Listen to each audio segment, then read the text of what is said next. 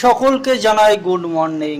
অসহায় মানুষদের সাপোর্ট করেছেন প্রণতি নস্কর ম্যাডামের বাড়ি চম্পাহাটি। আমি প্রতিদিন অল্প কিছু খাবার অসহায় মানুষদের দিয়ে থাকি। আপনারা যদি কেউ অসহায় মানুষদের সাহায্য করতে চান তাহলে আমার সাথে যোগাযোগ করুন। সকলে ভালো থাকবেন। ধন্যবাদ।